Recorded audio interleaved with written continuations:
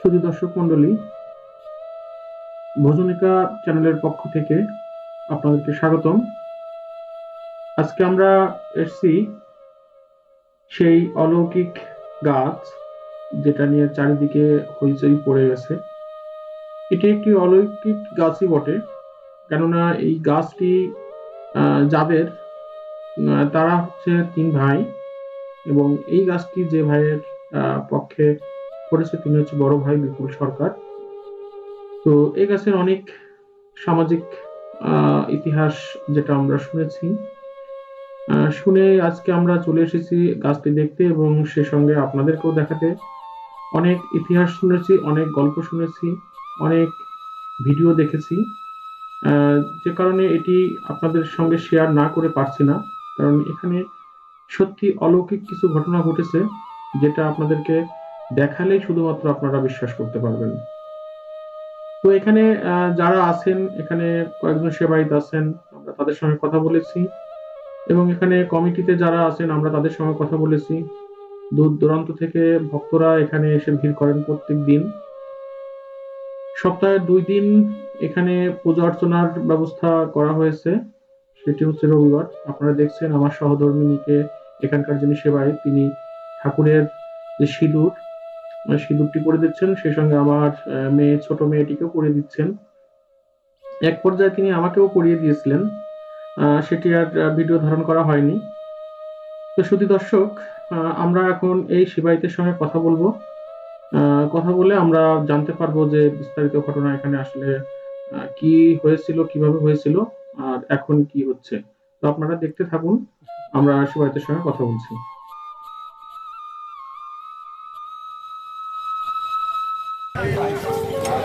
দর্শক, আমরা সেই এখন যে বর্তমানে যেটা ট্রেন্ড চলছে মাগুরা জেলার শ্রীপুর উপজেলার অপুরপাড়া গ্রামের সেই যে ঠাকুর সম্বলিত যে গাছ, যেটা নিয়ে খুব হইচই চারিদিকে, অলৌকিক গাছ যেটি কাটতে এসে যারা কাঠুরে তাদের মহা বিপদ ঘটেছিল। আমরা এখানকার একজন সেবায়িত, সেই সেবায়িতের সঙ্গে কথা বলবো, আমরা জানার চেষ্টা করব এখানে শুরু থেকে কি হয়েছিল এবং এখন পর্যন্ত এখানে কি অবস্থা।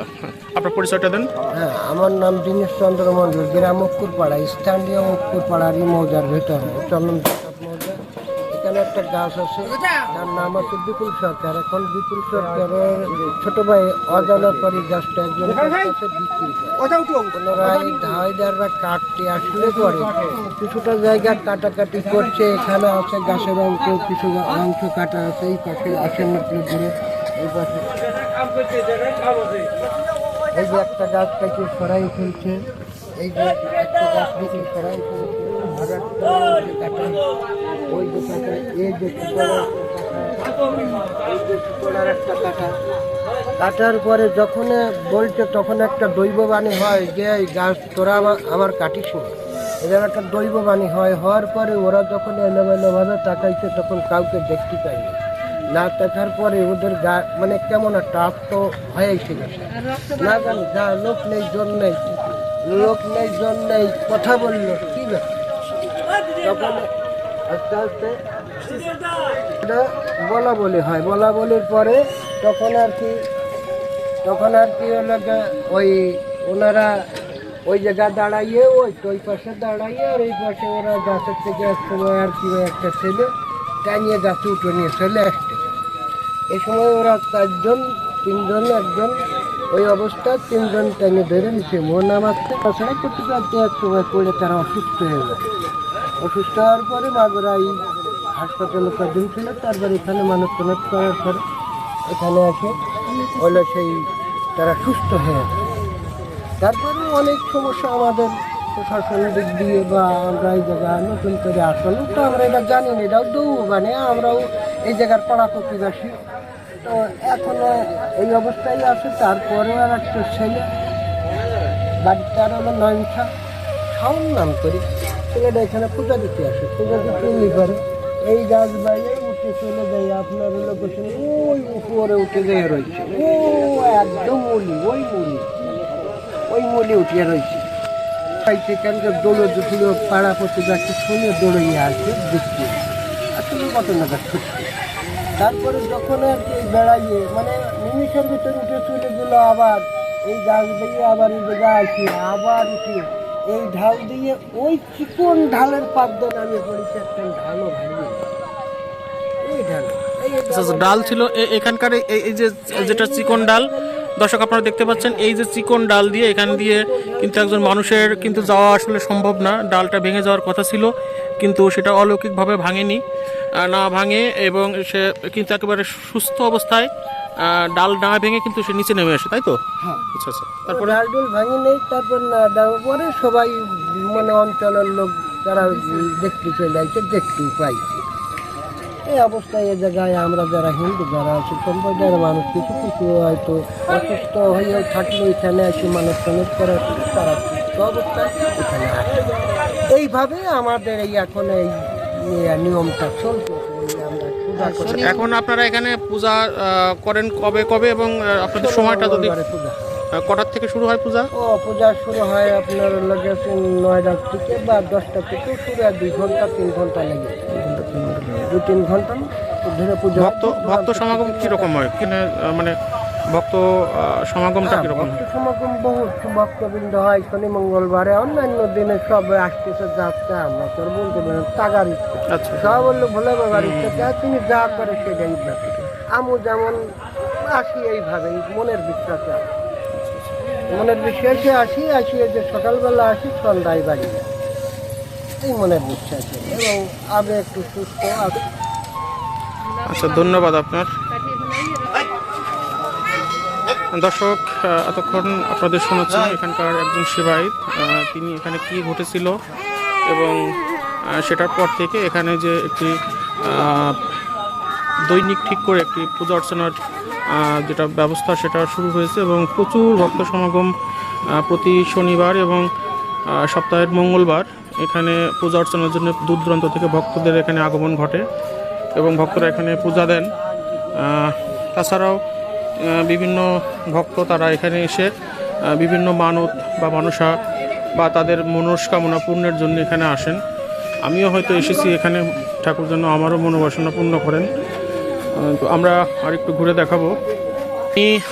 শুধু দর্শক, আমি এখন এই সেবায়েতকে জিজ্ঞেস করছি যে এখানে যে সপ্তাহে 2 দিন যেটা শনিবার এবং মঙ্গলবার যে পূজা অর্চনার যেটা ব্যবস্থা হয়েছে, এখন এখানে তো আসলে বহু দূর দূরান্ত থেকে ভক্তরা আসেন অঞ্জলি দিতে বা পূজা করতে। তো এখানে তারা বাসা থেকে আসলে কিভাবে প্রস্তুতি নিয়ে আসবেন বা কি নিয়ে আসতে হবে সঙ্গে, সেটা যদি একটু বলেন আপনি। হ্যাঁ, আমরা যখন দূর দূরান্ত থেকে অঞ্জলি দেবার আসে তাদের জন্য তারা তো আর এখান থেকে না খেয়ে যেতে পারে না, তার জন্য একটা চিড়েমুড়ি মিষ্টি টিষ্টি দিয়ে তাদের একটু জল খাবারের ব্যবস্থা আমরা করি, কমিটির পক্ষ থেকে করি। আমি বলছি তারা মানে বাসা থেকে যখন আসবে বা আগের দিন তারা কি মাছ মাংস এরকম খাবে কিনা বা আগের দিন থেকে উপোস থাকবে এরকম কিছু? হ্যাঁ, না, আগের দিন উপোস থাকে না, আমরা উপোস করে এখানে আসি অঞ্জলি দায়িত্ব যাবে। আচ্ছা, দিনের দিন সকালবেলা উপোস থাকবে আর বাসা থেকে এখানে পূজা অর্চনার জন্য তারা আসলে শেষ অন্তে দেখা যাচ্ছে এখানে কমিটি চিড়েমুড়ি হয়তো জল খাবার তাদের এই ব্যবস্থা করে রাখে। মানে কোনো ভক্ত যদি বাসা থেকে মনে করে যে এখানে কিছু অনুদান স্বরূপ পূজার জন্য যেটা আনবে সেটা তারা নিয়ে আসতে হ্যাঁ, পারবে। তারা দেয়, এসে দেয়, তারা এখানে এসে পূজার সময় অনুদানটা তারা দেয়। আচ্ছা আচ্ছা। আমরা চাওয়া পারলে তারা নিজেরা দিয়ে।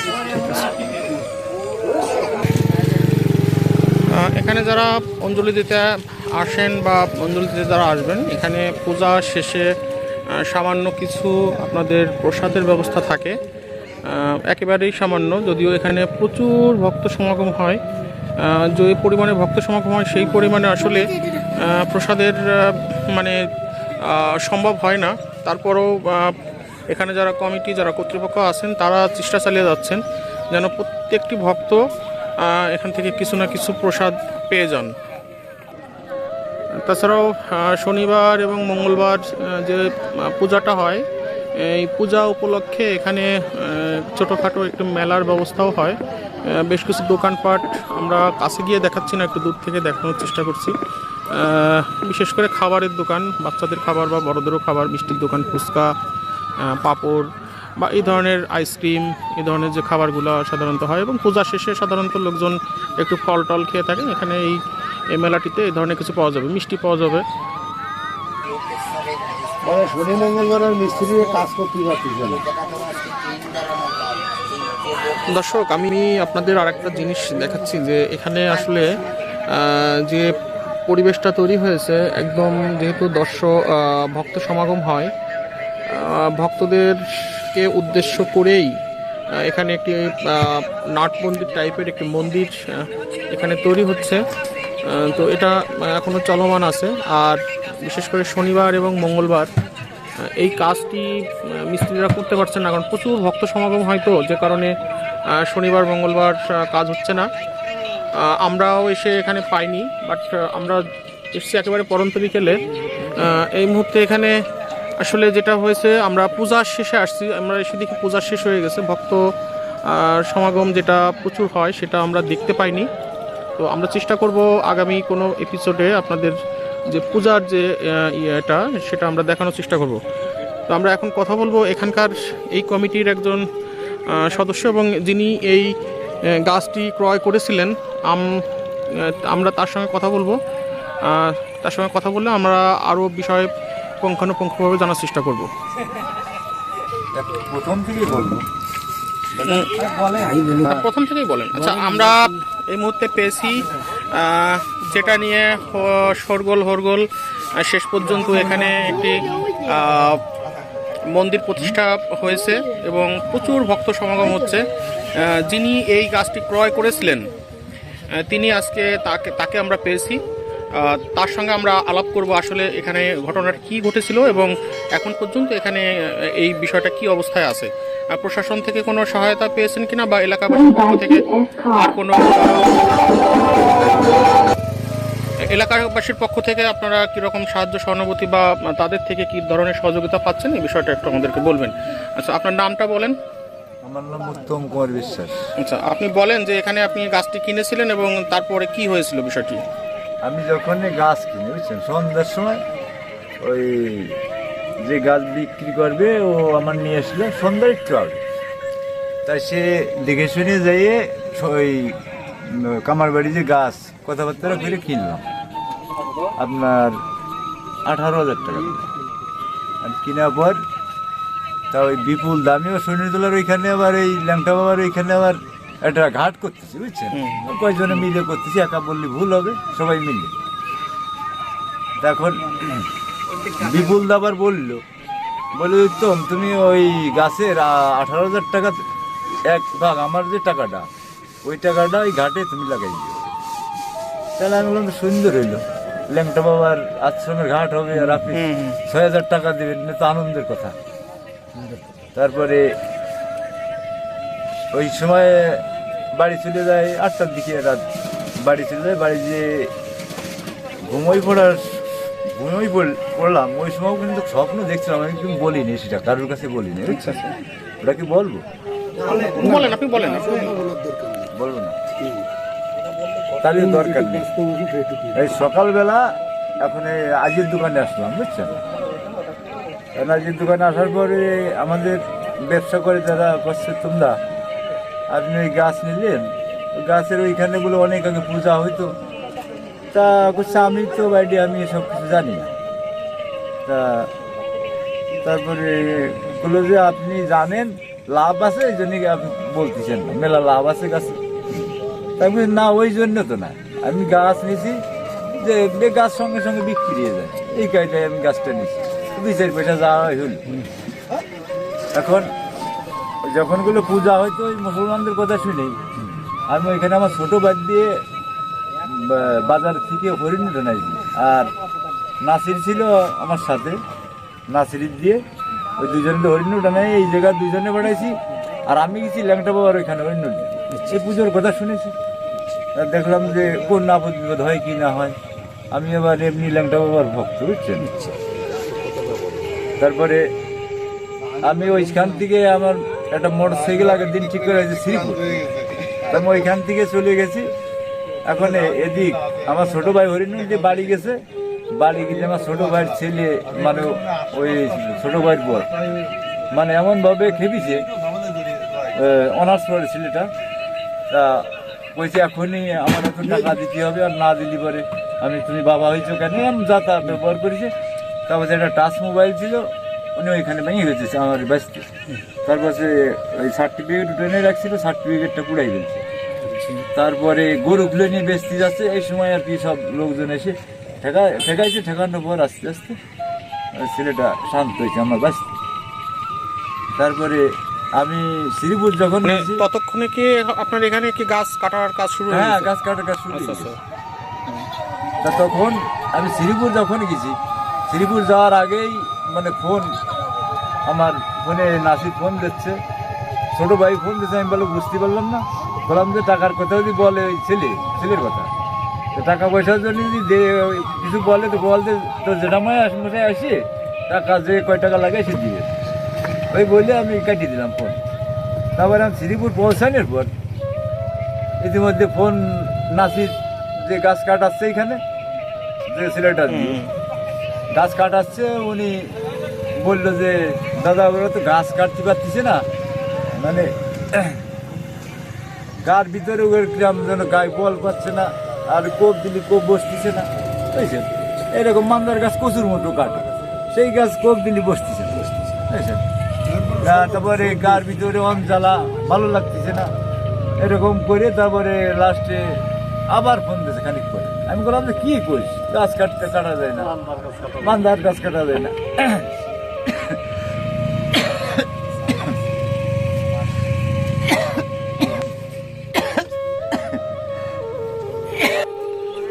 দর্শক, উত্তমবাবু কথা বলতে বলতে একটু আবেগঘন হয়ে গেছেন। আমার মনে হয় ভিতর থেকে ওনার আসছেন আর কি।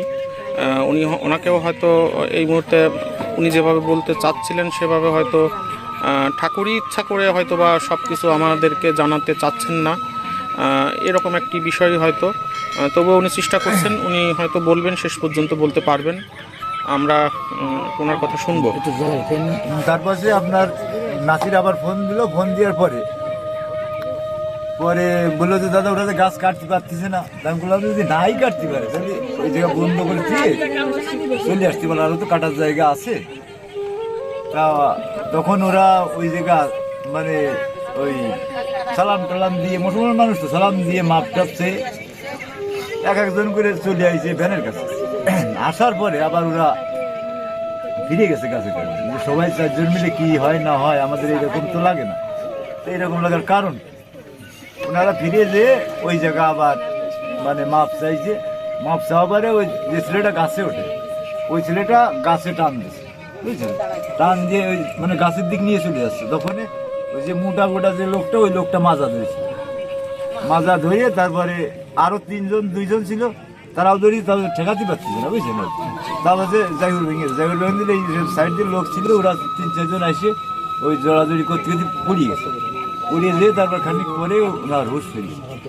হুশ ফিরে তারপরে ক্যামেরা উঠে হুশ ফিরলে তখন উনি সালাম দিয়েছে আর কি। কিন্তু মুসলমান মানুষ, উনি নিজেই বলে যে আমি হুশ হয়ে আমি সালাম দিই। এই আসছে ঘটনা, বুঝছেন? আমার কাছে যা বললি ওনারা।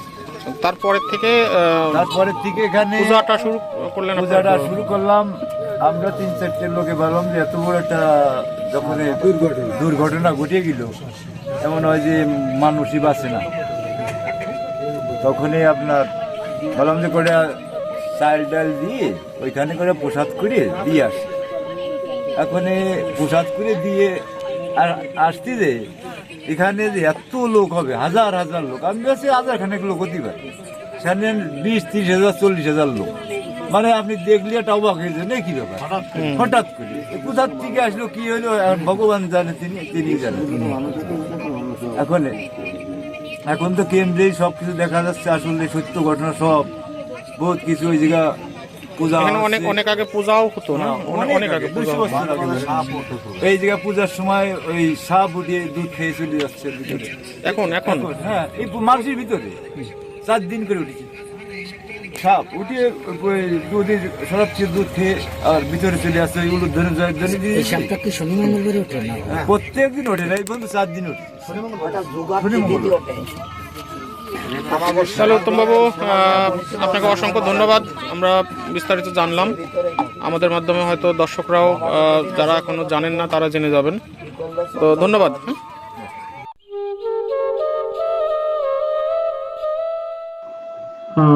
শুধু দর্শক মণ্ডলী, এতক্ষণ ধৈর্য সহকারে দেখার জন্য আপনাদেরকে অসংখ্য ধন্যবাদ। আমরা এখন আপনাদেরকে কিছু ডাইরেকশন দিয়ে দিব যে আপনারা কোথা থেকে কিভাবে এখানে আসবেন। আপনারা যদি মাগুরা থেকে এখানে আসতে চান তাহলে মাগুরা শহর থেকে শ্রীপুর রোড যেটা শ্রীপুর উপজেলা, এই রোডের দিকে এগিয়ে গাংনালিয়া বাজার তার ঠিক আগেই একটা পাকা রাস্তা বাম পাশের দিকে চলে গেছে। রাস্তা দিয়ে কিছু দূর গিয়েই এই তীর্থস্থানটি পেয়ে যাবেন।